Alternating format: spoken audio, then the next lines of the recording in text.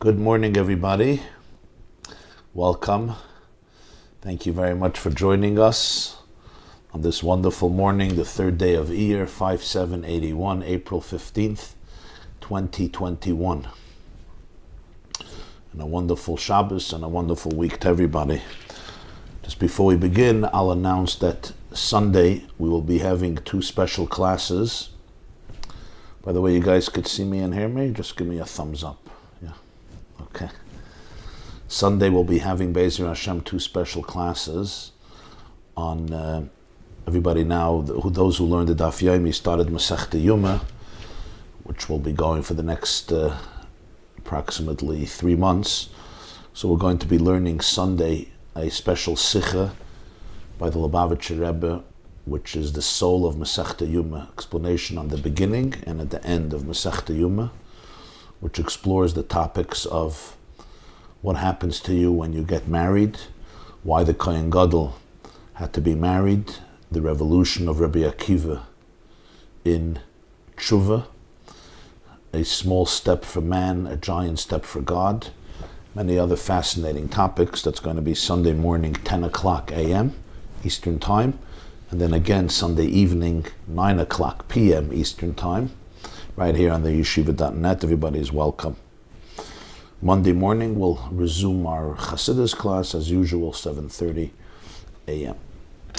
Okay, if you didn't open your source sheets yet, please do that. As always, if you go to theyeshiva.net, on the top or on the bottom of the video, you can either view or download the source sheets so you can follow along with us in the text. Last shir, Monday morning, we began the Maamer Usvartem Lachem Mimacheres HaShabbos Meviachem Esemirat Nufa Sheva Shabbosis Tmimis Tiyena of Tavshin Yer Aleph, Lag Ba'omer 1951. Do have to say I got a call after the class from somebody, and he said that he's a rabbi. He has smicha, he was ordained in the rabbinate, but he never knew what Omer Hatnufa means. He heard the words, we say it every night by Svira, Omer Hatnufa, he just never knew what it means. He didn't know what it means. Svira Sa'omer, okay.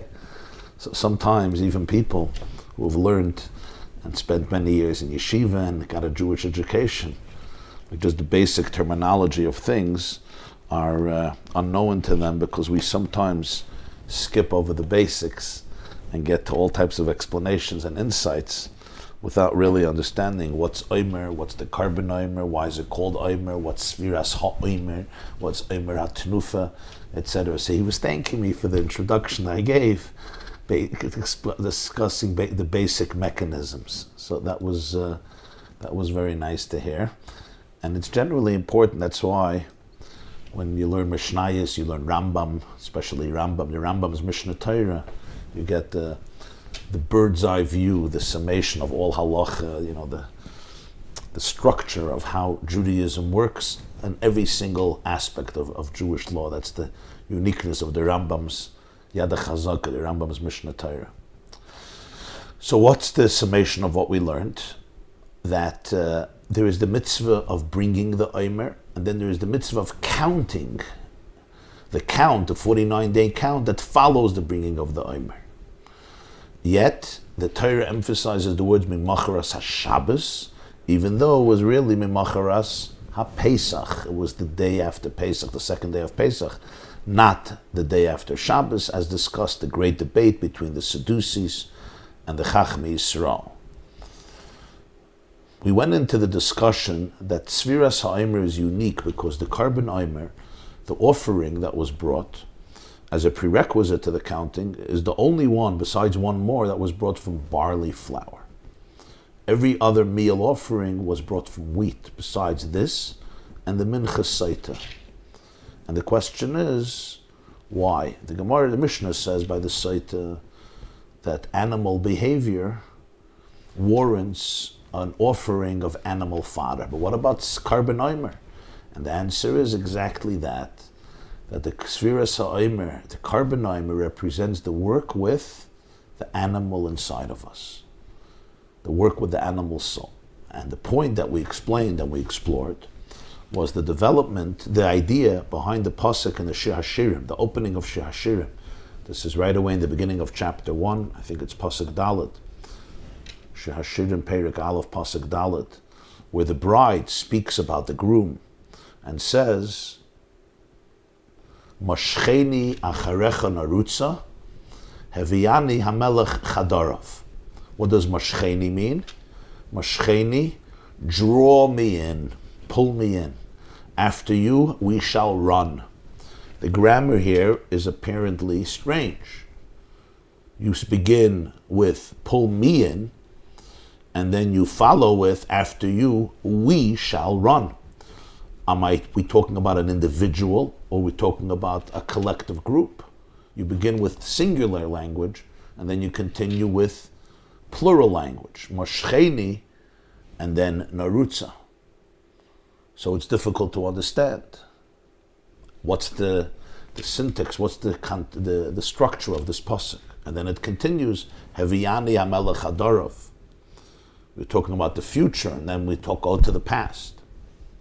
The point of all of this is that the truth is that this pasuk is referring to 3 different stages in Jewish history. Moshcheni refers to Yetzias Mitzrayim, the first day of Pesach. Acherecha narutza is the counting of the Omer.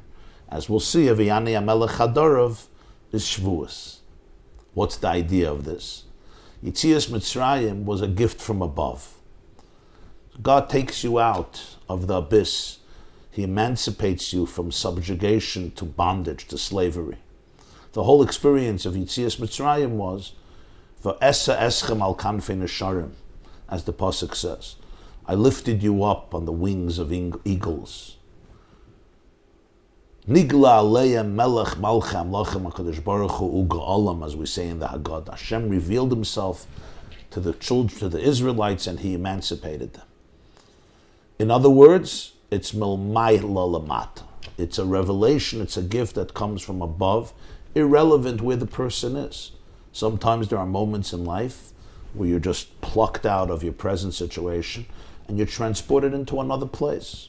Not by virtue of your own work and resources and creativity, no. The Jews on their own were submerged, as the Chazal say, our sages say, in 49 gates of impurity. Moshcheni. Moshcheni means 2 things. First of all, pull me out.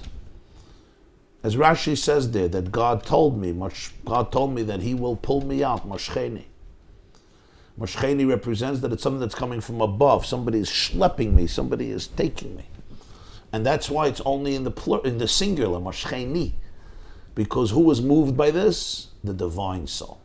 The divine soul, which has an antenna that detects the divine vibrations of reality, is moved by it. But the animal soul is not moved by it. It doesn't get it, it doesn't see it, it doesn't perceive it, it doesn't experience it. That's why we went to the whole explanation of the Alter Rebbe and Tanya, why the Jews had to run away from Mitzrayim. They couldn't do it consensually. There was an element of running away. Why? Because they were running away from a part in themselves. There's a voice in themselves that says you're still subjugated, you're still enslaved. That's all Yetzias Mitzrayim. Moshcheni. The Jews themselves were not kalim. They were not yet vessels, containers, who can fully grasp and absorb and internalize the experience. They were not there yet. The animal soul was not ready for it. It was like a shock treatment. It was a startling experience. It was something completely beyond their kalim, beyond themselves, beyond their vessels. It's like an extraordinary revelation. Out of the blue, a moment earlier they were slaves, and for years they were subjugated, stripped from their dignity. It's a slavery mentality. And that's why throughout the years in the desert, whenever there were problems, there were many who said, let's just go back. You know, the Stockholm syndrome and the battered woman syndrome. It's like, let's just go back there. At least it's familiar. You know, familiar evil is better than anything else. In other words, very often we see that somebody can be taken into freedom. So they were taken out of exile, but the exile has not been taken out of them. And therefore, when crisis resurfaces, you come back to that. You go back to that default mode, which is slavery. So it's a very profound idea. Their divine soul was moved, because the divine soul is always moved by Elokus. It's in touch with it. But the Nefesh HaBahamis, that's the animal consciousness of a person. This puts us in the category of all of the zoological species. We're called Homo sapiens. We're sapiens. It's part of the animal structure. Part of the, sophisticated animals who know how to build museums and universities and even hospitals and theaters and gymnasiums and coliseums and art galleries, stadiums, shopping centers, malls. Very sophisticated sapiens, no question, but ultimately sapiens. This is the dimension of human consciousness which we call it the Nefesh HaBahamis. The term originates from Rabbi Chaim Vital, the great student of the Arizal, the Kabbalist, 16th century, Damascus and Sfas, and then discussed and elaborated in many subsequent books, especially the Tanya, which right away, chapter 1, introduces the idea of the two souls. Life is a tale of two souls. And not in two cities, London and Paris, but in one city. So in the animal soul was not moved. The animal soul, in fact, remained in its full intensity. And therefore they had to run. So now we can understand Moshcheni. Now comes stage 2. Acharecha narutza. Acharecha narutza, this is Sfiras HaOmer. After you, we shall run. Now begins the avodah of what? Of Sfiras HaOmer, the counting of the Omer, which is the avodah milmata l'mayla. Now is the avodah not the gift that comes from above, but the initiation that comes from below. Milmata l'mayla versus milmayla l'mata. That's why it doesn't say, it's not moshcheni anymore. Moshcheni is, you're pulling me. Narutza is, no, we're running.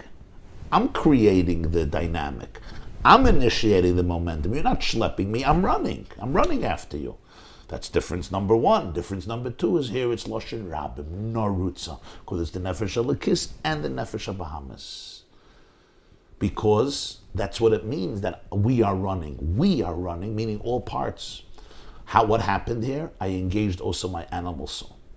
That's the avodah of Sfiras HaOmer, to be able to not just address my godly soul, but also permeate my animal soul. And that happens only after Yetzias Mitzrayim. By Yetzias Mitzrayim, Tavdun. Avodah begins after Yetzias Mitzrayim. Agashmak Pshat in the Pasuk. Now let's continue inside. What is Alein? Have you already read the brackets Alein Lufin in Yiddish? I wasn't sure where you're up to. We're up to page 65. If you open up the source sheets, it's page 65, the middle of the page, and the line starts Shazeh Payel Hazaza Gam B'Nefesh HaBahamis. It's a little. Before that, you had the phrase Alein Leifin. What was that Yiddish? So narutza in Hebrew means we shall run. In Yiddish, running is leifen. Right? Gay life is go run. Leifen means running. So he's translating. Alein means yourself. You do it by yourself. So the Rebbe is translating here. The Maamarim were all said in Yiddish, including the Balatanya. All the Maamarim, including the Baal Shem Tov, they all said their Maamarim, their discourses in Yiddish. But the writers wrote them down in Lashon Kodesh, in, the ordinary language of writing down Torah. But sometimes, when there was like an expression that was very telling or characteristic, I guess the writer felt guilty, not to get the authentic original language. So that's why sometimes you'll see in a Maamer, in parentheses, a few words in Yiddish. The whole Maamer was in Yiddish. But these words, I guess the writer felt we can't scratch it from the text. It's too telling. So here too, the Rebbe says that Moshcheni is you're being pulled. Narutza is you're running on your own, right? So he says, Alein Leifen, you're running yourself. You're running yourself. It's not like you're on you get into a vehicle and the vehicle is moving for you. No, a lane life, and you push it running, and running is work. Those of you who run, it's work. It's avodah. You're not being schlepped. I get into the car, so the car is schlepping me. I get into the plane, so the plane is taking me, whatever it is, whatever the vehicle is. In the airport, right, you have those, what are they called, those walkways, you get on, and it's a schlepped. You just, you put your suitcases on, it's a schlepped. That's not narutza. Narutza is a lane life, a life. You're running. You got to exert yourself. This is avodah. What's pshat avodah? Avodah always means I'm working with my animal soul. That's avodah. Because the godly soul is in. The godly soul is tuned in. May be concealed, but it's always tuned in. When Yetzias Mitzrayim happens, the godly soul is on fire. But the animal soul doesn't know what happened. They say there's 3 types of people, right? Those who make things happen, those who watch things happen, and those who want to know what happened. So after Yetzias Mitzrayim, the animal soul says, what happened? Something happened. God took you out of... It doesn't understand the language of liberation, doesn't understand that language. Go bring a horse into a concert, into a concerto. Go bring a horse into an art gallery. Horses are amazing animals, amazing creatures, horses. But a horse is a horse. So the animal soul on its own, without avodah, there's primal instinct there, primal energy. But without the person's working with the nefesh habahamis, there is a detachment. That's why you had to run away. Because the nefesh habahamis was in full toikef, in full strength. Now begins the next step, acharecha narutza. So now we continue inside. Again, it's a little below the middle of the page. 1, 2, let's see from the top, it's 1, 2, 3, 4, 5, 6, 7, 8, 9, 10, 11, 12, 13, 14, 15, 16, 17. 17 lines from the top. The line starts shazeh. After the period, we're holding at the words v'zeh. V'zeh gam hadiyik narutza miloshin merutza dafka. This is also the meticulous, this is also the pursuit. What sefer are you using? The text. If you go to the yeshiva.net, the video has text, so source sheets. No, but what are you using? I'm also using that. I'm also using the source sheets. I actually have the sefer. It's sefer Maamer Tovshin Yud Aleph, but I happen to be using the source sheets on the website. This is also the precision of the word narutza, which means we're going to run. The focus is on running. Because there's something unique that happens when the avodah is done with the animal soul. It's in a way of, it could be defined as running. Because the nature of the animal soul is when the animal soul is drawn to something, it's always with passion. It runs to it. It doesn't walk to it, it runs to it.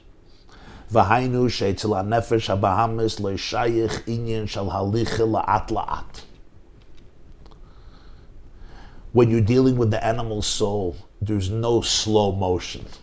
There's no slow movement. We're going to walk slowly. The animal soul knows the language of passion. That's its language. Isn't this a parallel to the conversation with Yaakov and Esau? Yaakov says, I'll go slowly and catch you up. He's speaking the language of the divine soul, whereas exactly. Esau is saying, I want to run. Let's go run. Exactly. In the conversation of Yaakov and Esau in Parshas Vayishlach, after they reconcile, Esau wants to run. He's in a rush. And Yaakov says, Ani esna lo le'iti. The word is le'iti. Just like la'at. Le'iti. I'm going to walk slowly. It's not just two brothers. It's two languages. And here, we're going to discover something very revolutionary. And this is one of the revolutions of Chassidus. Usually, in the polarity between the animal soul and the divine soul, the animal soul gets bad rap, and the divine soul gets good rap. Divine soul is divine, and animal soul is a behemoth. And there's a truth to that. There's an animal soul and there's a godly soul. And you can't compare the animal consciousness and the godly consciousness. But Chassidus comes and teaches there's also another dimension. There's a reason that we have to have a relationship with our animal soul. There's a reason that the godly soul had to descend and become tucked in and fused and married and connected to the animal soul. It's not just a tragic error.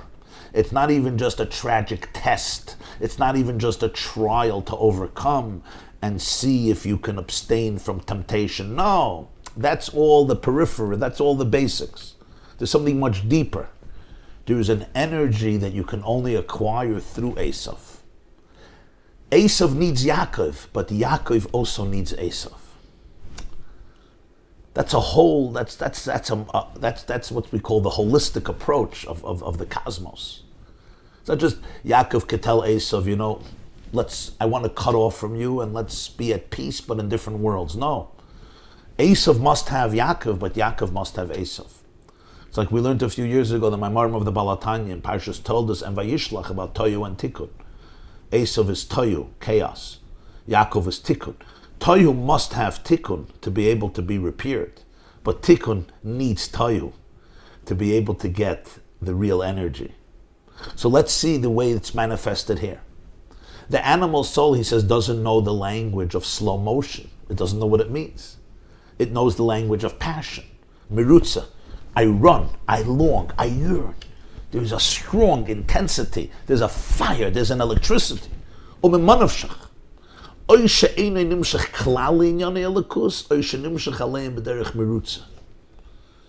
the animal soul, it's one of two extremes. Either it's not interested at all. It's not engaged at all. There's nothing in elikus and godliness that speaks to it. So I'm completely not engaged. I'm disengaged. Or if I am engaged, it's with a fire.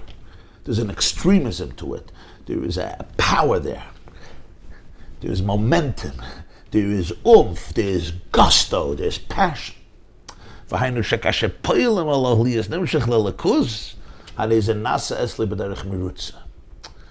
the animal soul is affected, when it's moved, it's not just moved slowly. It's moved completely. It's now running. If it's not moved, it's not moved. It's like, don't wake up the sleeping bear. I'm busy hibernating. I'm not engaged. But if for some reason it's touched the nefesh Bahamas, it has the quality of that animal. And we all know that animals, at least many animals, are much more powerful than people. Their middas are much more powerful than people. We have the cerebral dimension, the cognitive dimension that is so developed in the human being, the prefrontal cortex that is so developed, cool and collective and thought out, and we contain ourselves. But when you look at the passion, the alacrity, the intensity of the animal, it's primal. I don't know if you ever were in the jungles and you watched the lioness, the lioness chasing her prey to feed her family, or the tiger or the cheetah. Okay, these are the real undomesticated, powerful mammals. There's an intensity. There's a primal passion there, and it speaks to us. We all know it speaks to us because it's a picture of our nefesh Bahamas. That's why people are fascinated by animals, by the way. Because animals, and this is from a Jewish approach. There's an approach that believes, people are animals and there's no difference. Obviously, that's not the Jewish approach. There's a tzelem elikim asas adam. But we can find ourselves in every animal because we have a nefesh Bahamas, and the animal is a mirror, or our nefesh Bahamas is a mirror of that animal. Of course, in a different way, but it reminds us of ourselves. I particularly enjoy watching animals and their behaviors and so forth. And, it's not just, it's interesting, no question. It's interesting scientifically, it's interesting, and it's interesting on so many, but there's also, it's interesting spiritually, it's interesting emotionally, because you could find yourself there. There's something in the Nefesh HaBahamis that has in it the imprint of every animal. So in every animal we can find ourselves. Not just in every animal, in every bird, in every insect. This is not my chiddush. It says in Koheles, Games ha'olam nosan belibam. The world exists in our heart. It says in Lubavitcher Rebbe, Olam katan ze ha'adam. The human being is called a miniature world. What does this mean? So it says in Chassidus, it says in Sfarim, that the Olam Gadol is reflected in miniature in the Olam Katan. There's nothing in the outer reality. There's nothing in the macro that is not in the micro. Every nekuda that you observe on the planet, and not only on the planet, the entire universe, is reflected in your heart. In fact, according to the Baal Shem Tov, the reason you see it and you know about it is in order for you to do something with it. You and I are in charge of Tikkun HaOlam. So every aspect of the universe is a mirror of something happening inside of us, and we are mirroring that which is happening outside of us. So there's always a relationship, there's a very deep kinship. The Adam encompasses the totality of creation. So when you're talking about animals, this is a reflection of our own Nefesh HaBahamis. What do we see with the animal? That sometimes the animals are asleep. Some of these animals sleep most of the day. I'm not interested. But when the animal is engaged, b'derech merutza, there's that merutza, there's that terrible in a good way, tremendous intensity and passion. And this is the uniqueness of the animal soul. Acherecha narutza. This doesn't exist by the divine soul. V'oidzos, it goes deeper. Shekash nefesh habahamis nimshach. Shekash nefesh habahamis nimshach lelakus b'derech merutza. Harei ze poil inyan merutza gam etzel nefesh elakis. When the animal soul is drawn to the divine in this way of a merutza, with this longing and this intensity, it affects also the divine soul. The godly soul on its own doesn't possess this quality. Her gravitation, her meshicha, her connection, her meshicha is that I gravitate to something. I'm connected to something. I'm pulled to something. Her gravitation to godliness is Medida v'hagbala. Medida means with measurements. V'hagbala with limitation. Avalai nefesh habahamis nitoisev but toisvis oir. It's the animal soul, when engaged, that gives the divine soul a whole new dimension of light, a whole new dimension of energy. Shenasa bo inyan hamerutza, that the godly soul learns about passion. L'mayla medida v'hagbala. It learns how to transcend a relationship based on structure and limitations. How can the divine soul, which is, if the divine soul is an nefesh elokis, chelek Lachem mamash, so is this? How can it be medida and hagbala? Unless you're saying we're talking about the divine soul as it's already emerged into distinct entity, to quote a phrase of yours from 20 years ago that I heard in the shit. You're asking a good question.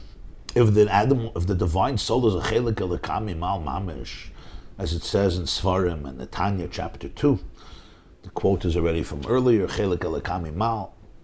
So what do you mean it's b'medida v'hagbala, it's finite? If it's a fragment of the divine, however you explain fragment, but if it's a piece of the divine, it's not limited.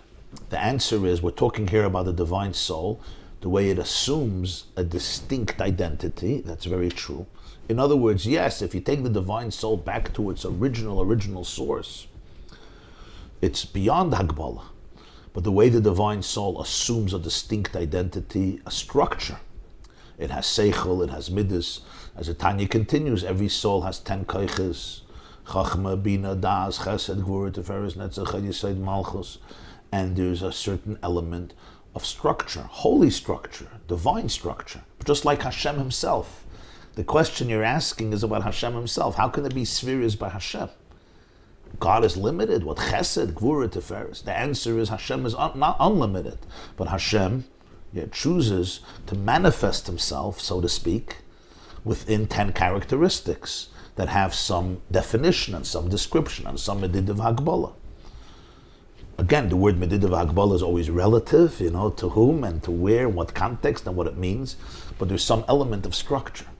So, basically, the nefesh elokis here is the nefesh elokis as it's already within the seder hishtalshelus on whatever level. Yes. The Moshe Rabbeinu is Atzilus and other. Yes. This is you're right. This is the nefesh elokis, the way it's already in seder hishtalshelus, which means within a structural identity. There's structure, and there's focus, and this is its uniqueness. This is its contribution. Medida v'hagbala here is not a disadvantage. In many ways, it's a compliment. In other words, things are measured, like we speak about in the brain, for example. We often talk about the difference between the amygdala part of the brain and the prefrontal cortex. Limbic brain, reptilian brain. Prefrontal cortex allows you, to be thought out. It allows you to be thoughtful. It allows you to delay gratification. It allows you to have long-term vision. It allows you to weigh pros and cons. You're in a much more sophisticated mode where there's broad choices from a broad spectrum of things, and you can navigate. You're not in survival mode, a fight or flight, which is intense. Now, what is true? I wasn't thinking of talking about trauma today. What is trauma? Trauma is that amygdala gets fired up. Like the fire alarm in your house. When the fire alarm in your house serves a very important function. If, God forbid, there's a fire alarm goes on. Yeah. So the fire department is called, and the police are called, and the family is alert, and the neighbors are alert. But what happens when the fire alarm is broken? And it goes off every 20 minutes. Yeah, so suddenly you're sitting and you're trying to sleep, you're trying to relax, and suddenly, you know what a fire alarm sounds like. Yeah, so that's what happens in trauma. The amygdala is fired up and it doesn't stop. You don't know the code to be able to stop it. The danger is over, Rabbi say. The danger is over. You don't have to be so fired up, because it's basically operating on that primal level, very primitive and primal level. So let's understand this. The nefesh elokis is godly. It's always connected. However, the nefesh elokis, by definition, is measured. It believes in measurement. It believes in discipline and in structure and in seder and in organization. That's it. That's because it's responsible. It believes. Did you say animals have individual neshamas, or there's just one nefesh or life force for all animals? It's an interesting question. So the truth is that Arizal says, you want to know if animals have individual personalities, and the answer is yes. The Arizal says that every single thing has a soul. By the way, not only animals, every tree has its own soul. Every rock, every nivra, even daimim, even inorganic matter, the Arizal writes, has a nefesh, it has a soul. Now, when the Arizal said it in the 1500s, it seemed a little strange. You had to believe him.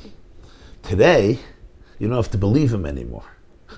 You look at anything under a microscope, right? And even even more the tools that we have not developed yet. There's a whole universe, a whole dynamic universe, in the tiniest drop of water, in the tiniest grain of sand or flake of snow. I mean, you talk about the molecular and atomic level of reality. There is so much movement and excitement and harmony and symmetry and design. It's incredible. Never mind. Does that mean if an animal dies, so it's one integrated soul, an organism, that's lost now, and it's now become it's got a new soul, or a sub-layer of a soul of domain? When an animal dies, of course, you can't compare the soul of the animal to the soul of the person, obviously. The Rambam discusses this in Hilchos Yesodei HaTorah. Every creature has its own type of soul, its own unique soul. But the soul ultimately, from the Chassidic point of view, the soul represents the divine chemistry, the divine DNA that makes up the very existence, the very stuff of this animal or this creature, sustains it, creates it, gives it vitality, vivifies it, gives it its ultimate design, function, and purpose. The soul also represents its purposefulness from the divine perspective. And every animal serves its purpose. If a stone has a nefesh, according to the Arizal, so I throw the stone on the floor, it splits into two. Is it now two souls? Is it one stone, two stones with one nefesh? Or now two stones? So you're saying a soul has a soul. You're saying if a stone has a soul, and you throw the stone down, it splits into two, right? Yeah. Or you axe it, you separate it. So what happens now? Did you split a soul into two? And the answer to that is, when you say a soul has a stone, you have to define it. Whatever happens to the stone on a molecular level and on an atomic level, that's just a reflection of what happens on a spiritual level. Because the soul, the spirituality is tucked in, it's manifested through the physical composition, through the physical chemistry of it. So whatever happens on a physical level happens also on a spiritual level. Just like we split an atom, right? Splitting an atom, it releases a lot of momentum. The same is true with a cell, every dynamic of the Bria.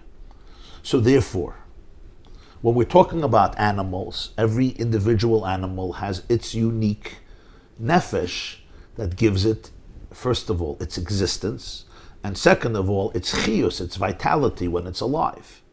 If the animal dies, obviously it has now a different type of soul, different type of divine energy, and ultimately it will decompose and become part of the soil or become part of other animals. That's how the food chain works, the food web works. Because it's ultimately the nutrients are also spiritual energy. It's all spiritual energy. And then it's compartmentalized, disintegrated, and it goes back to feed the world again. Remember, there's a chain. Nothing is completely lost. It just morphs in from one form to another form.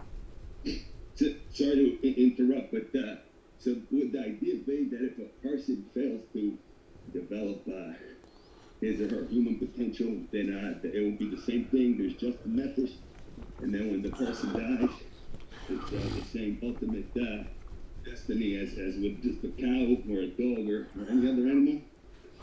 Well, are you asking what if a person doesn't develop themselves at all? What's their destiny? And the answer is that ultimately every soul comes to its tikkun. Every soul, which is a chelik elokam mal, the Shalah writes, the Arizal writes, the Rameh Mifano writes, the great Kabbalist write that ultimately every single soul, because of it's a piece of Hashem, never gets lost completely. You may have to go through a lot of, has to go through many winding journeys and winding roads, but ultimately it's Neitzer Matai, Maisi Yadai Lizboyer. It's a fragment of infinity of the divine. It's going to come to a tikkun. Every single soul. No soul is ultimately, perishes and lost forever. There are the few Gemaras in Rosh Hashanah and other places, Rambam Hilchos Tshuva, where it sounds like some souls are cut off forever and ever and ever. But this is a long discussion in the Svarim of Kabbalah, Chassidus, Machshava, that ultimately every soul has to go through journeys, but it comes to some type of tikkun. So let's. That includes the animals. No, I'm talking here about the godly soul of the Jew, which is nefesh achelik elokam Maamar, which ultimately comes to tikkun. The divine energy in everything, ultimately will also be sublimated. Yeah. But you can't compare the soul in an animal is not like the soul in a person. It's a completely different soul. You can't compare that soul. Right. So it's a completely different soul. In other words, the conscious animal soul is not the conscious human soul. But in every single thing in the world, including in animals, there is divine energy. So now, let's bring this together. The animal soul has something that the godly soul does not have, even though it's an animal, and that is energy, passion, intensity. And that's where the godly soul needs the animal soul. That's why you have to be careful when it comes especially to education, not to destroy human creativity, not to destroy human energy. Because sometimes we see that the animal soul's energy is being harnessed in the wrong way. but it's powerful energy. It's raw. It needs direction, but don't destroy it, don't obliterate it. Because when you obliterate that energy, you don't only fail the animal soul, you fail also the godly soul. For the godly soul to experience the running, acharecha narutza, the loifen, it needs to have the animal soul. What is the difference between these two souls? The nefesh elikis is the soul of a person that we call divine. What does it mean it's divine? It relates to the divine perspective of reality. It's sensitive to the divine perspective of reality. It sees the world through a spiritual lens. It sees the world through a godly lens. Those are its interests. Those are its passions. This is important material. Understood. This is critical information, my friends. So tune in. The godly soul sees the world through a divine lens. That's how it sees the world. What does it appreciate? Its appetite is therefore to holiness, to transcendence, to godliness. This is how it sees the world. This is how it perceives the world. It perceives the world as a very meaningful place. Perceives the world as a place that is filled with pulsating spiritual divine energy. That's its experience of life. That's its experience of reality. It doesn't see the world as a fragmented, materialistic, physical, brute, and coarse place. It does not. It sees it from the lens of Hashem. It sees the world with microscopically spiritual eyes. And therefore, its longings, it appreciates those components of creation. The Nefesh HaBahamis doesn't have that vision. The Nefesh HaBahamis is very simple. In many ways, it's very brute. It's animalistic. It's an animal. Animals are not bad. Animals are very cute. The Gemara says about Metzora, Tsar Balechayim Edoraisa. We have a biblical prohibition against aggravating animals. And by the way, that's your animal too. Your own animal too. We have the Gemara in Brachas that says that before you feed yourself, you have to feed your animal. Right? Asr la'adam she'yachal kaidam she'yachal behemtei. You're not allowed to eat breakfast as long as you didn't give breakfast to your animal. It says, "V'nasati esav b'sadcha liv hemtecha v'yachalta v'savata."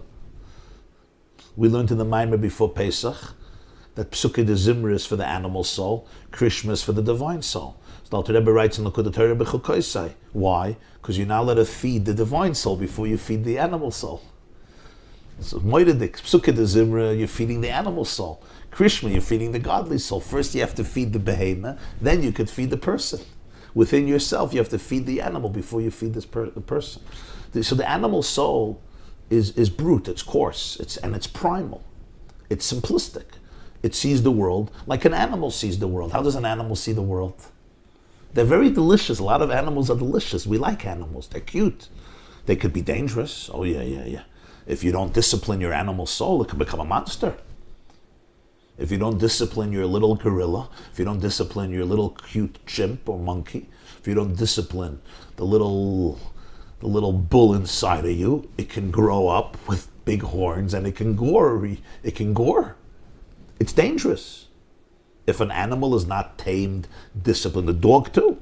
If you don't teach the dog who's boss, you know what happens, right? The alpha male. If you don't teach the dog who's boss, it's very dangerous. The animal must know its place in the world. If it knows its place in the world, then it's gewaldic. If it doesn't know its place in the world, it can be very, very dangerous, even lethal. It starts off as a cute little baby, as a cute little cub, as a cute little calf, but it's going to grow up. I'm talking now the animal inside of me. This is where discipline comes in, right? The pasuk says, "Yetzer lev ha'adam rami ne'urav." Iyar pera adam yuvalit. Person is born undomesticated. Left to his own devices, the animal will be completely wild. This is where the Nefesh Elokis is so necessary. The Nefesh Elokis is all about structure, self-restraint, discipline, understanding what's good, what's not good, seeing the world from a deeper place, purpose, meaning. But the animal has one advantage over the godly soul, and that is intensity, passion. fire, that uninhibited energy that is dangerous when it's harnessed, is unbelievably powerful. And the godly soul learns how to serve God from the animal soul. As long as the animal soul is not engaged, it's not engaged. It's not interested. But when you ignite, when you put on the fire, when you find the pilot in your nefesh habahamis, and you kindle it and you ignite it, ooh, now there's a chiyus. So often, this is so important because people feel guilty. People that have very intense levels of energy.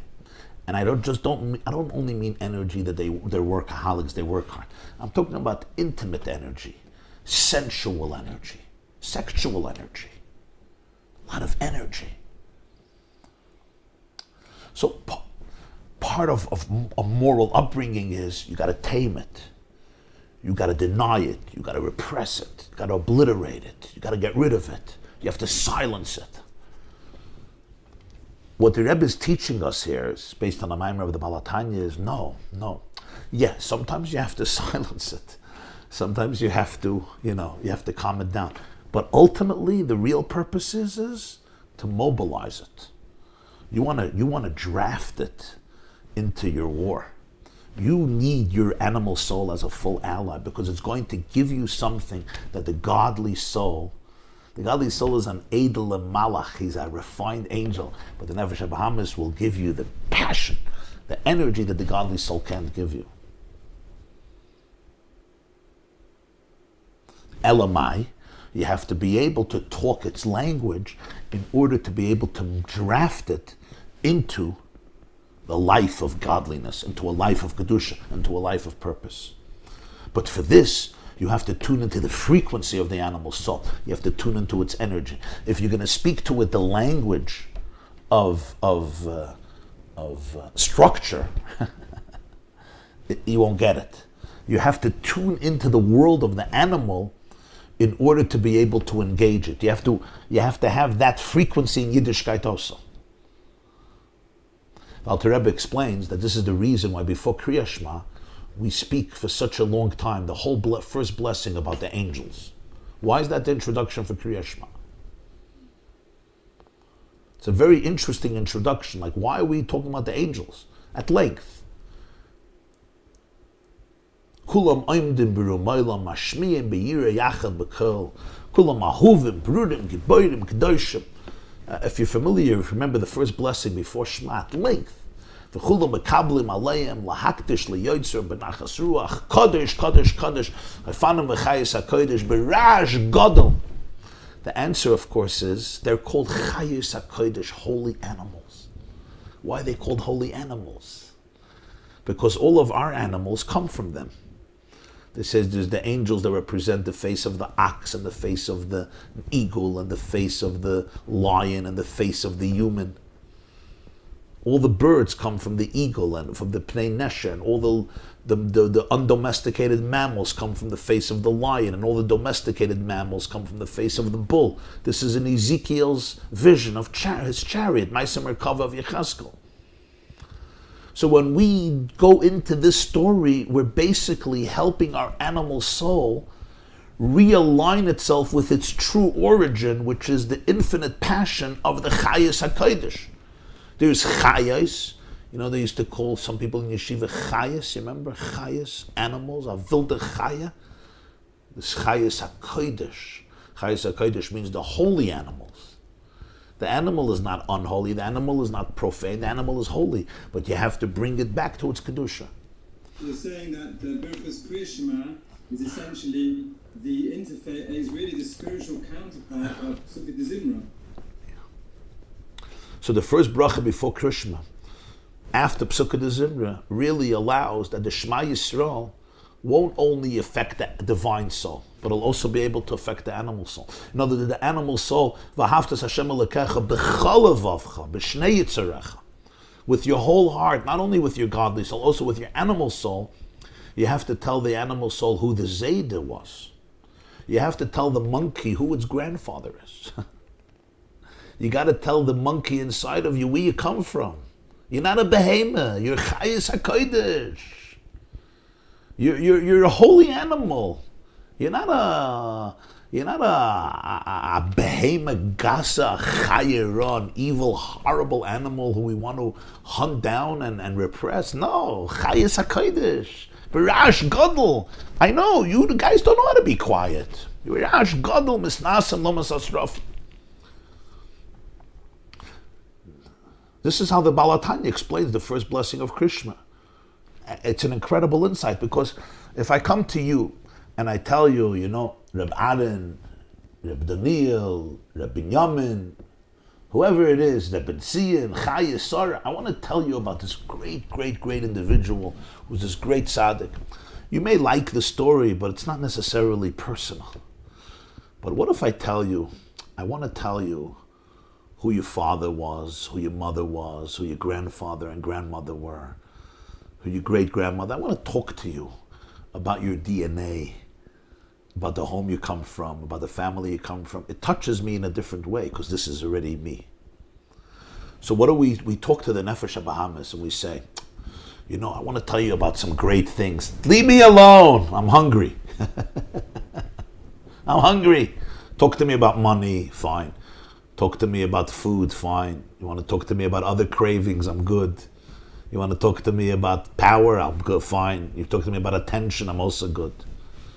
So we talk to the animal soul. No, I'm going to talk to you about your Zayda. I'm going to talk to you about your Baba. I'm going to talk to you about your own DNA, where you come from. You come from Chayes HaKodesh. This is you. It's you. Maybe your energy has been distorted. You don't realize what it is. So the ultimate tikkun of the animal soul is not milchemes hashmad. We're going to obliterate our animal soul. No. Yes, there are times in life you just have to tame it and hold it down and discipline it and so forth. Sometimes the animal loses it, often.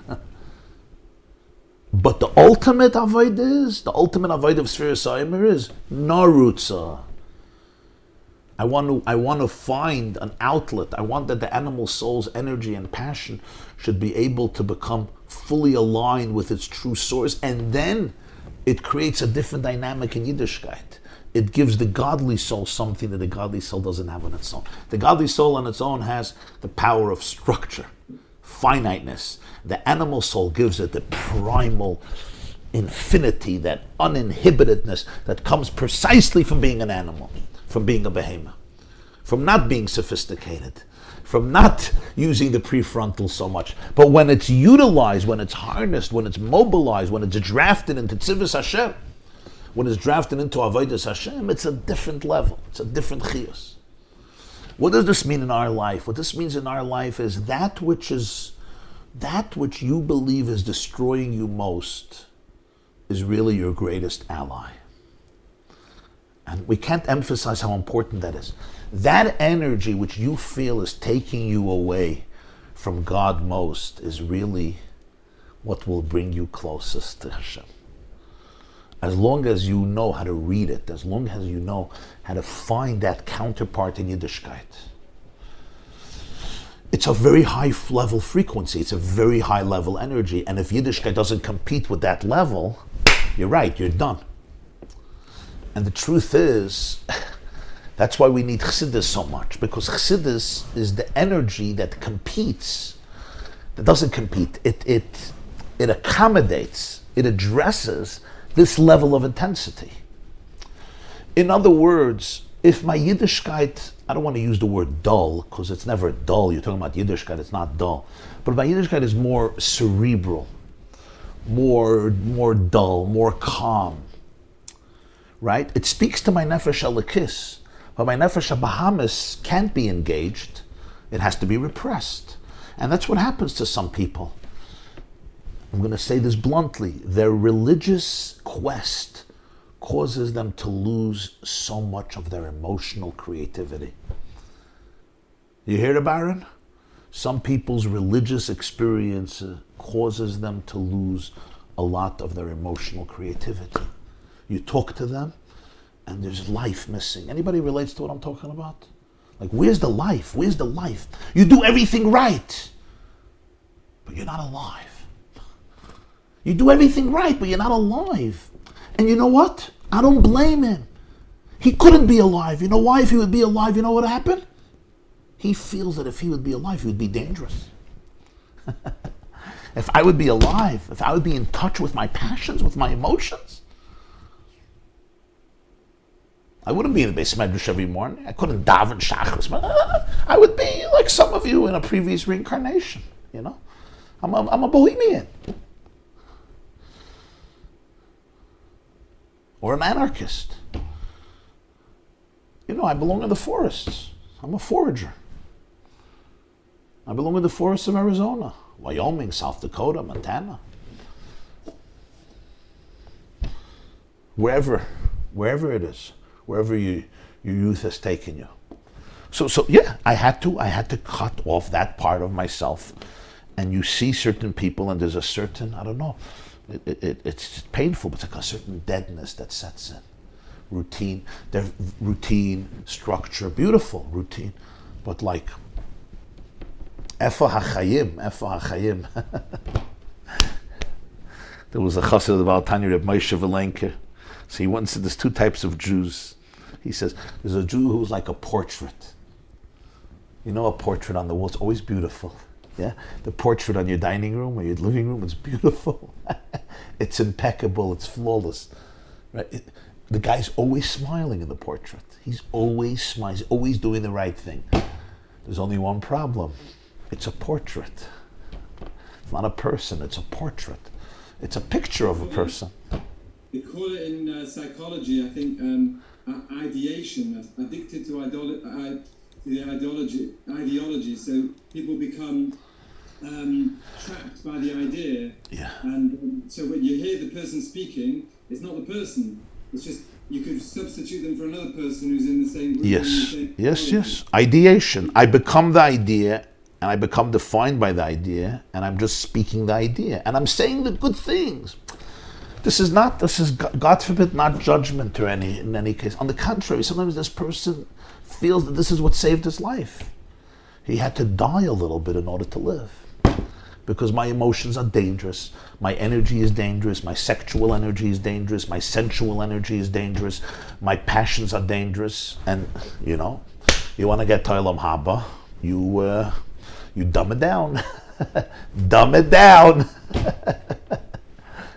So the only difference then between the rebel who rebels against the norms, let's say of the Jewish community, for example, is he's taking the fight approach, and the other person's taking the flight approach. You're right. The difference between him and the rebel is fight or flight. Essentially, they're both stuck in the same struggle. They're both stuck in the same struggle. Fight or flight are two sides of the same coin. I run away, flight, because I don't want to confront it. And in that process, a part of me has to be amputated. And it's not necessarily a conscious issue. It's just sometimes, you know, you see somebody and we see ourselves, and where's the life, the chayim, v'atem adveikim Hashem alekechem, chayim. Everything, you're so good that you're dead. You know, you're so good, you're taka good. You're like good, you're good. You're going to get everything, you're too good. There's only one problem. Who are you? Where has your soul gone? You're that portrait on the wall. It's a $15 million painting by Raphael or Rembrandt, $100 million painting. And it's beautiful, and it's consistently beautiful. So Rabbi Moshe Velenke said, but then there's a Jew, he's alive. And when you're alive, there's always changes. There's change. That's Narutza. So the Baal Shem Tov. When you're in an FFB yeshiva, and in walks in the Baal Teshuvah, and everyone's feeling this tension. This is the tension between the person who's Narutza and everyone else is just. It's a bit of a generalization, but I certainly felt that when I was in yeshiva. So you're saying that when you're in yeshiva, it's FFB yeshiva, or in walks the Baal Teshuvah, right, smiling from ear to ear. Narutza, and he wants to know why everybody is so bored and monotonous and dull. Yeah. And there's this tension, like who is this outsider, who is this UFO who's coming to disturb our equilibrium, who's coming to shake up our holy structures. You know, relax, you stay around a few months, you become a little more cynical. And it happens to people. They come in with fire, and then the fire goes out. And it's just, you know, ultimately the grind of life is also hard, you know. Somebody got to make a living and pay bills, and your kids grow up, and, you know, you get involved in the daily, you know, minutia and the daily responsibilities, and you often lose that touch. And this is where, so when Chassidus speaks about Yiddishkeit, you'll always see there is a frequency of infinity that's always vibrating there.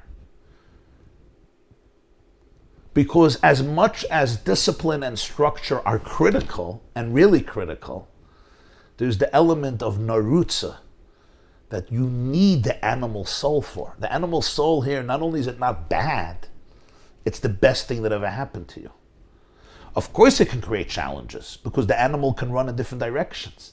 It's very primal. But that visceral experience of Judaism, that fire burning, that electricity, that's from the animal soul.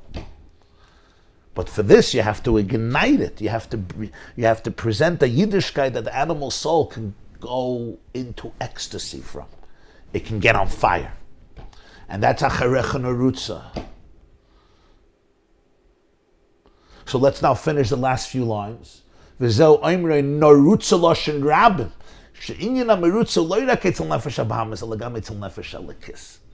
You would think Mashcheni is only the divine soul. So Arutza should be the animal soul. Arutza, he says, no. When it comes to Narutza, it's both. We will run because the animal soul brings it back to the divine soul. That's the Chiddush. Because the divine soul is not really structured. You see? If the divine soul was really...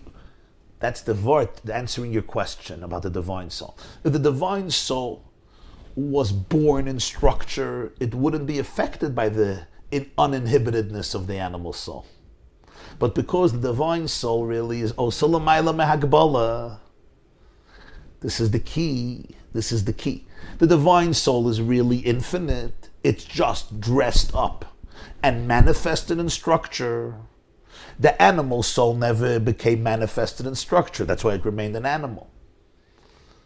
It didn't go into those cerebral structures. But when it triggers, when you trigger it, and you harness it towards Elokus, it gives that gift back to the divine soul. And the divine soul discovers its own authenticity that transcends limitation. That's the gift that the animal soul gives to the divine soul. Or klolos hin acharecha narutza koil avoid the bir nefesh abahamis shazui klolos avoid the sphere so omer shebederach mamata lamayla. Acharecha narutza represents the entire work of working with my animal soul, and it's work because it's an animal. I have to work with it. It's mamish. It's real birur. This is avodas habirurim of work with the animal soul. This is what Sfira Soiva represents. This becomes the preparation for Matan Torah. That's stage 3. The king has brought me into his chambers. Mashcheni acharecha narutza heviyani amelech hadarav. Yitzias Mitzrayim, Sfira Soimer, and then Shavuos. Question. We speak about 2 signs of the kosher animal. It chews its cud, and it has split hooves. It chews its cud because it has 4 stomachs. Does this correspond to the divine soul? 4 stomachs are the 4 worlds and structure. And the animal soul is a split hooves that propel and give us the instinct to run forward. And chewing the cud is an internal process as opposed to the split hooves, which is an external process. You're saying the 2 signs represent this. It could be, I'm not sure, but generally, I'm not sure it would work because these are the two signs of the animal. These are the two signs of an animal that's kosher. So I'm not sure that it would apply here. Next question.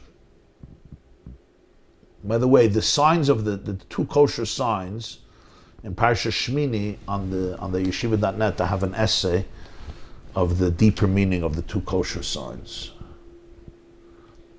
Okay, next question.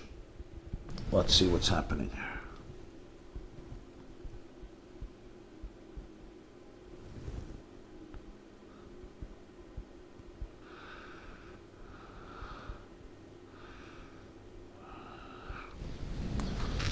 Why don't we judge the Saita woman meritoriously and have her bring an animal offering because of animal behavior? It's not fair. She was only accused of something. Nothing is proven. People are innocent until proven guilty.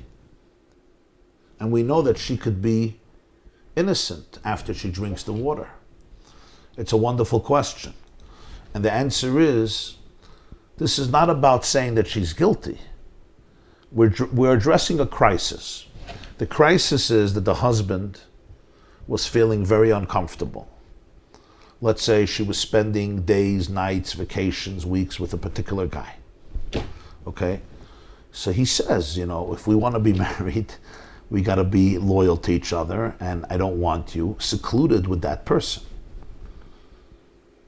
You could speak to that person, but not secluded. Do not lock yourself in a house, and go on vacation for a week to South Africa or to New Zealand with that person, or go into a private space. But she does it. She violates this. So the husband is like, okay, I'm really uncomfortable in this relationship. So as I said in the first class, God says, I'll be the therapist. I will be the couple's therapist. And I will intervene because this husband doesn't have trust anymore. So God says, okay, I'll decide. And we bring her to the Beis Hamikdash, she drinks the water, and then God decides. And if she passes the test and the water doesn't harm her, so then, unless the husband is more religious than God, he takes her back with simcha. Hashem basically vindicated this woman and he said this marriage is good. So that's an amazing process. Now, but something painful happened. There's obviously a breach of trust here. So that's why she brings this offering. We're not accusing her, but there is a very strong suspicion here. Doesn't the Nefesh Elokis have a natural passion to connect to God? What does it mean that the Nefesh HaBahamis makes the Narutza? Yeah, the Nefesh Elokis has a natural love and a natural awe and a natural passion. But because it is called Adam, not Behemah, it's cerebral, it's structured, it's thought out in a good way. Within ourselves, we have the Adam and the Behemah. The human in us is cognitive, is reflective. The animal in us is impulsive. The human in us resides in the brain. The animal in us, so to speak, resides in the heart. The human in us, right, is extremely reflective. It's thought out. Its approach to life is one of responsibility and structure. The animal, on the contrary, is much more primal, instinctive, visceral, experiential. There's an alacrity, there's an intensity, there's a passion there. And it can go both ways. It can lose the plot. It's an animal. Of course, the divine soul has passion. Not only that, the divine soul inherently is also infinite. But it's the animal soul that reveals it in the divine soul. That's the point. One can walk fast, one can run slowly. The difference is, with walking, at least one foot is always in contact with the ground. It's connected. With running, at one point in the cycle or rhythm, both feet are in the air, reaching higher, disconnected. This is a beautiful explanation of how the two souls, the animal and godly, are integrated together in a healthy way, and together they can achieve a a much higher state of being and consciousness. God is so smart and amazing, the way He put us together.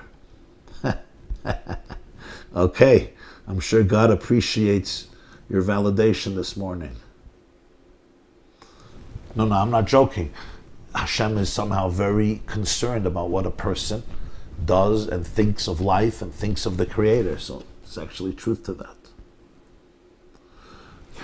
You said that only people have this type of godly soul, not animals. But all creations, all animals were created by His word. Animals were created from Hashem's word. B'dvar Hashem shamayim nasu, asar Maameres. That means they have a divine energy. People were created from pre-existing matter, dust, the lowest and inanimate matter. But then, paradoxically, God blows in a soul from His own innards, making us a paradoxical combination of the lowest, dust, and the highest. So we have two souls and a battle between the two throughout our lives and our mission. Now there is also Jews and non-Jews. Every person has a soul, but Jews have a unique soul, a Jewish soul. And then every individual has their own soul. I don't see this as chauvinistic or superior. Everyone is able to join and gain a higher type level of soul if they want that, or they can be in touch with their own soul. It's true, every person has a soul. Every person, including a non-Jew, for sure. Chaviv Adam Shenivra B'Tselem. Is it the same type of soul of the Jewish soul? It's not. And by the way, every single non-Jew has a unique soul. And every single human being has their own unique soul. So there is a uniqueness, and there's a difference between tribes and nations. There's the soul of a tribe, there's the soul of a nation, the soul of the Jewish people, there's the soul of every person. Yeah, it's true. But every person has a neshama, that's true. Every single person, Jew and non-Jew. I wish everybody a beautiful day, a meaningful day, an inspiring day, a living day, and a passionate day. Amen. Question. Does Chassidus... Thank you. Amazing. Thank you. You understood? Yes, amazing. I just wish I could give it over to someone, but there's Iyar. The genius that's coming out. I can't keep up with it, but I got it. It's amazing. Just amazing. Okay, thank you, Rebbe Rivka. It's good to hear somebody passionate. Does Hasidus have Thank anything? you. When you're listening to someone passionate, you get it. Thank you. Does Hasidus have anything to say about when in time that the process, all of this is occurring, that in the perfection of neshamas and the world and all of that, like temporally speaking, is it now? Is it in the past? Is it in the future? Is it all together? And how does our perspective of it occurring in time relate to Hashem's perspective? You get what I'm saying? Listen, it's always happening. It's always happening. I think it's always happening. That's right, each moment. Every moment, the soul is alive. Yeah. But it's from Hashem's point of view, are some neshamas not yet perfected? Is the world yet not perfected, or is it already done? Listen, obviously we're waiting for Geula. We're waiting for Mashiach to come any moment now. And that's the ultimate tikkun. But every moment, the tikkun gets deeper and deeper. Every moment. And Hashem perceives it like that as well, that's what it says? Yeah, of course. Of course. Every moment there's growth. Every moment the world becomes higher and higher and higher and higher. From the moment of creation, by the way. The act of creation was an act of going from the infinite to the finite, from the higher to the lower. The moment creation was complete, the journey upward began, and it never stopped. But is it just for us, from our point of view? No, from Hashem's point of view also. God transformed energy into matter, and we transform matter back into energy. You know, the Baal HaTanya said, Hashem made from Ruchnius Gashmius so that we should make from Gashmius Ruchnius. God took the spiritual and turned it into the physical so that we take the physical and revert it to spiritual. We create integration. So the moment creation finished, Vayichulu Hashemayim v'aretz v'chol tzvam, Vayichal Elokim. The word Vayichal doesn't only mean he finished. It comes from the word kala, klois hanefesh, kol son nafshi, yearning, longing. Vayichala l'kibei mashvi. There began the klois, the yearning upwards, the climbing upwards.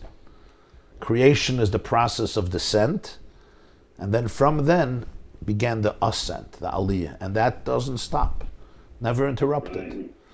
We choose how to ascend. If we're going to ascend straight, if we're going to ascend through curvy, winding paths, if we're going to fall in the middle and ascend even higher, that's different choices people make. But we're always ascending, always. Shlomo Ibn Gabirol, one of the great poets of the Jewish people, he said, I run away from you to you. Right. See, it's not, I'm sorry, but it's not like in a year, right? From Hashem's point of view, it's not 2020, right? Every day there's 1 year for the Jewish year, 1 year for that. That's just arbitrary Right. thing, right? So what is it, how is time, I mean, obviously this is too much to ask for an answer, but how is there, does it say anything about how that's temporally perceived, right? Like we perceive just a given moment, yesterday, tomorrow, right now. Is it really so that Hashem perceives today? Oh. The state of Geula, tomorrow it's going to be like this, tomorrow, right? You get what I'm saying? You say that since Hashem transcends time, so past, present, and future are all integrated, so therefore Mashiach came already. Okay, I like that. I like that. I think he's asking when is Mashiach. Oh. Okay, as I always tell the Chevra, there's always an element of humility that's necessary in the discussion of Mashiach, in every discussion. Ultimately, Hashem is the only one, who decides exactly when, what, and how. Our job is to bring love, light, and hope into the world to make it happen quicker. And with that, Yes. part of that is opening up our hearts also to the different people that Rebbe was speaking about before, the very enthusiastic, outgoing person, and the very sort of withdrawn and quiet person. I wanted to mention that I have a very good person that I know who's Yeka, like it's a German Jew. It's a very different type of Jewish person. Very. Very restrained, very gavul, boundaries. He any call, any time of the day or night, he'll help another Jew. He has a tremendous Yiddish neshama. He's actually a Kohen also, so he has a chesed. And yet he's very, to draw a smile out of him, it takes a little bit of work. Then there's people at the shul where he goes, whoa, you gotta really work to even get a hello from them or a smile. It's very, very intense. And we have to really be very open our hearts to know that that's not better than that. That really, there's 12 tribes, there's a lot of different natures of people. We really have to really be tzaddikim, to open our hearts, to really makabel other people, other Yidden, in a very loving way. Yeah. So Reb Aaron is saying that he has a friend, and he's very, very restrained, very hard to get a smile out of him. But his heart is very holy. His heart is holy, and we have to really be able to be at peace within ourselves so we can embrace all types of people with love and not with judgment. Right? Yeah. So we assume every person has the neshama that's a part of Hashem and can be... We don't assume, we know. We know. Every person has a soul. Every Jew has a soul that is a chelik elokam mimal mamash. Of course, by some people it's accessed more, it's revealed more, it's conscious more. Every person is in a different space in terms of their avodah. Do we assume that every person can, in theory, be touched by our efforts and can be elevated? Or that are so Every person could be touched. The question is how fast, to what degree, and in what way. But every person could be touched, and every person is touched. That could only happen if I come in with a spear and a dagger, and angry and upset and judgmental and and superior complex and holier than thou, and I'm the real Jew and you're the fake Jew. Then they'll close up. their defense mechanisms will go up like my defense mechanisms go up. And some of us have that issue. It's like Judaism is color war. My team is going to win. My team has it right. Your team has it wrong. And I'm going to convince you that we're right and you're wrong. And then you'll finally see what the truth is. And what happens is it's very hard for them to be effective because people develop defense mechanisms. They feel judged. They feel this superiority complex. And you're really not operating from a deep, holistic space. I'm coming from a place of judgment. I'm coming from a place of, color war. I'm the red team, and the red team is better than the blue team, or the other way around, I don't know. The students of Rabbi Akiva were great people, but they had that challenge of really respecting another person and another path. I think it's so important to be able to know that you may be missing something, and I may be missing something. And I can give you, and you can give me, but only when it's coming from a place of humility and openness, and the recognition that if I really want to teach, if I really want to affect a positive change, I have to be able to see the divinity in you. I have to be able to see that holiness in you, that godliness in you. The feeling is I'm right and you're wrong and I'm going to win, then I lost the plot. Then then it's about my ego. And when it's about my ego, it's not going to be very effective. But if it's about the emes, it's about the pnimius of who you are, not just who I am. So then I communicate from that space. Now this is very subtle. These are subtle stuff. But we see immediately the difference. When somebody feels that, my way is superior, I'm connected, everybody else is disconnected, everybody else is dead, I'm the only one who's alive. There may be some interesting points you're saying, but ultimately my effectiveness will be very, very compromised because there's no respect, there's no appreciation, and there's no really celebrating the goodness in the other person. You have to really be able to see the goodness and the holiness in the other person, the godliness in them, and get rid of the superiority complex. And then you could reveal in them their own infinity. But just from screaming at you that you're a dead person and you don't know what Yiddishkeit is and you're just a robot and and you're a zombie. Okay, fine. So you told him that he's a zombie and a robot. No, you may be right, you may be wrong. You're probably partially right and partially wrong. You probably don't know a lot about. I'm going to tell you an unbelievable story. I heard this from my brother many years ago. It was a very special story. The Imrei Emes was the Ger Rebbe, third Ger Rebbe. He was a son of the Sfas Emes. His name was Reb Avram Mordechai Alter.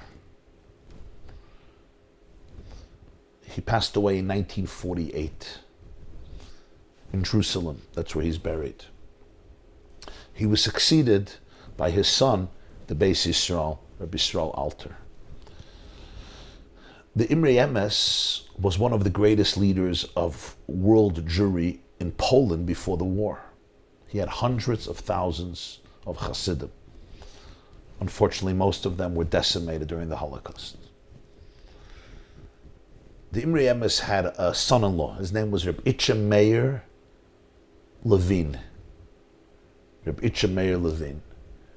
Itche Meir was actually the name of the first Ger Rebbe, the Chidush Harim, the great-grandfather of the Imrei Emes. His name was Harim, Rabbi Yitzchak Meir, Rabbi Itche Meir. So the Imrei Emes, Rabbi Avram Mordechai, had a son-in-law, Rabbi Itche Meir Levin. And he was a big asken in Agudas Yisrael. He was a very big activist. He was a leader. He accomplished a lot. He worked a lot on behalf of the klal, on behalf of the community. But he was a ger. He was the son-in-law of the Imrei Emes. He was a real ger chassid. This is Poland before the Second World War. Rabbi Itche Meir Levin was once sent by his father-in-law, the Imrei Emes, to Germany for Shabbos. He should meet a particular Jew, in Germany, a particular Askin over there, somebody who was a social activist, a Jewish social activist, and he stayed in somebody's home in Germany. Now, the cultural shock was not easy for him because Friday night, the men and the women sat at the same table. And in Ger, they didn't do that. In Ger, the men and the Bochum, the boys, sat at one table, and the women sat at another table. This is in Poland. And here in Germany, this was a house, it was Friday night, and the men and the women are sitting, and they're schmoozing somewhat freely. And Rabbi Meir was, he was unnerved. And a part of him was saying, this is not the real thing. This is not Shabbos. This is not holy. This is not a real Jewish home. And the balabas, the host, he was schmoozing with everybody. Schmoozing with the men, schmoozing with the women. Okay, but Rabbi Meir, obviously he was a guest, so, he was silent. The meal was over, they benched, and everybody went to bed. Friday night, everybody went to bed. And Rabbi Meir went to his room, which was right near the dining room. And he was doing his own things in the room, and suddenly he hears a sound that he did not expect. The host is learning. And he opens the door, and he takes a look. And he sees that the host is now learning the whole Parshas HaShavua. He's reading the whole Parshas HaShavua, I think with the Ur HaChaim he said. He learned the Parsha with the Ur HaChaim. He finished, and he said the whole Tehillim. The host said the whole Tehillim. Itchamei was shocked. Friday night, people are exhausted. It's been a long week. Everybody goes to sleep. But this host, who he was so dismissive of, after the meal, on his own, nobody knew, would say the whole Tehillim and learn the whole Parsha. I don't know when he went to sleep. He came home to his father-in-law, the Imrei Emes, and he said, this was like schizophrenia, this paradox that I saw. The whole meal was nishtaf in Yiddish, it was not the way we're used to it. And he described what he saw. But then, after the meal, he says the whole Tehillim, and I saw his Yirah Shamayim, his fear of heaven. So his father-in-law said to his son-in-law, Rabbi Meir, I sent you this specifically, and I'll tell you why. If you want to become a leader among the Jewish people, you're going to have to be able to truly respect and cherish the diversity of Klal Yisrael. If you're not going to be able to really appreciate and respect that there are different customs and different traditions and different ways of doing things, and some people who will do things that you're really not used to and maybe not comfortable with, and realize they may have their own very deep relationship with God. He says, you don't know too many Jews Friday night, who will say the whole Tehillim after the meal and read the whole Parsha with Ur HaChaim. Don't judge. Don't dismiss people just because they don't fit into your comfort zone. It doesn't mean there's no disagreements.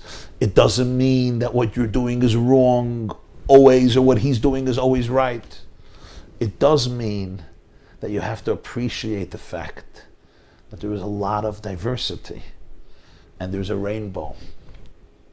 And don't turn it into a black and white color war conflict. You'll never be a real leader among the Jewish people. That is what I wanted to teach you.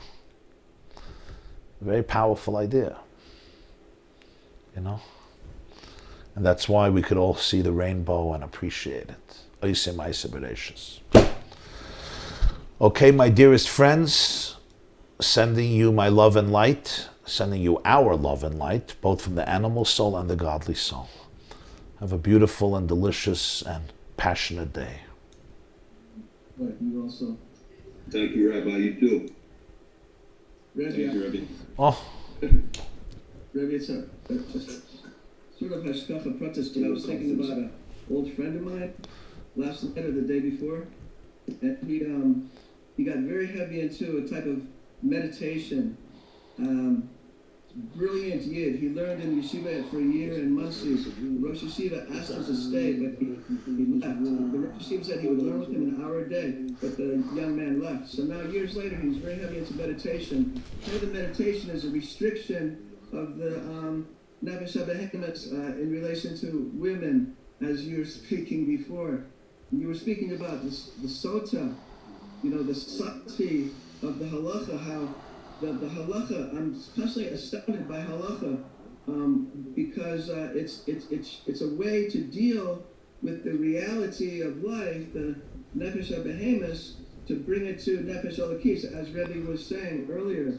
So like the sota, it's an extreme example, as Rebbe explained. The husband is very concerned. There's a bad situation going on. So the halacha shows how to fix it. The person is being attacked by someone else, they're allowed to actually kill the person according to the halacha. So it takes into account the whole range of human activity. So with the relations between men and women, it's also very clear. There's halachas. A wagon driver, I don't know the halacha exactly, but a wagon driver is supposed to a certain amount of times in the month, and someone who's learning, and so it's very awesome how halacha is really the basis of everything. It sort of brings that nefesh habehemoth to the nefesh is like the Rebbe has been explaining. Yeah. Halacha is the anchor of the Jewish people and the Jewish person. And the word halacha actually means halicha, movement.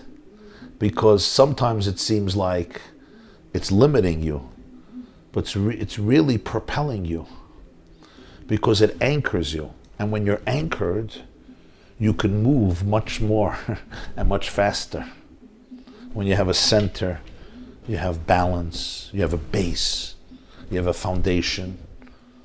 You live in a moral ambiance.